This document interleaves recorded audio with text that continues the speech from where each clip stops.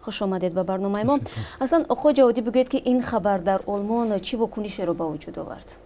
نگرانی از این هست که این خبر و نتیجه هایی که احتمالاً برای وزیر دفاع آلمان میتونه داشته باشند میتونه در نهایت به نتیجه انتخابات پارلمانی آلمان در تیر ماه میگویید نه در آخر تابستان امسال تأثیر بگذارد، همونطور که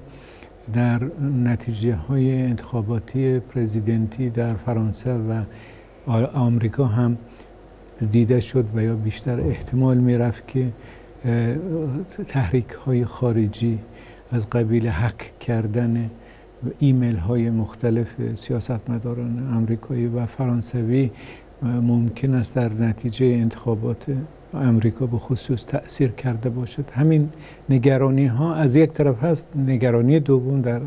آلمان خب مخصوصا با در نظر گرفتن گذشته آلمان در جنگ جهانی دوم، نگرانی این هست که آبروی بین المللی آلمان و ارتش آلمان با این ترتیب ممکن است ضرر ببیند که این برای آلمانی ها مخصوصا چیز جالبی نیست. تا جایی ما میدونیم بعد چند ماه آلمان در راستای انتخابات قرار دارد و طور معلوم مسئله مهاجرت این مسئله کلیدی هست و تا کجا همین مسئله در خود انتخابات و به واسطه در حزب انگلا مرکل تاثیر خواهد گذاشت؟ نگرانی از این است که این ممکن است به خصوص در مورد انتخابات پارلمانی، به خصوص در مورد حزب سوسیال مسیحی به اصطلاح و دموکرات های مسیحی که رهبرش خانم مرکل هستند تاثیر منفی بگذارد. چرا؟ به خاطر اینکه خانم مرکل به اصطلاح در اون موجی که مهاجرها میخواستن بیاین از سوریه، از افغانستان و غیره، در و پیکر آلمان اگر بخوایم اینطور بگوییم تقریبا میشه گفت با آغوش باز بگوییم باز کرد و آلمان قبول کرد، به نظرم بیش از 1 میلیون نفر رو قبول کرد از مهاجرای خارجی از جمله سوریایی ها غیره و بعد دیدیم که خیلی ها از این مهاجرهای و یا داوطلبین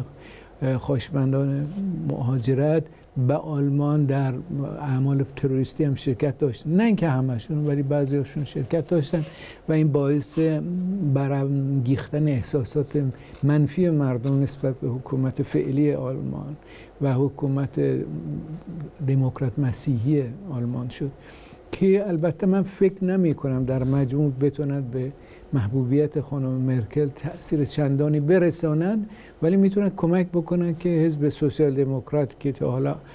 البته در کوالیسیا بوده است با حکومت فعلی، در حکومت فعلی ممکن است اون به تنهایی و یا در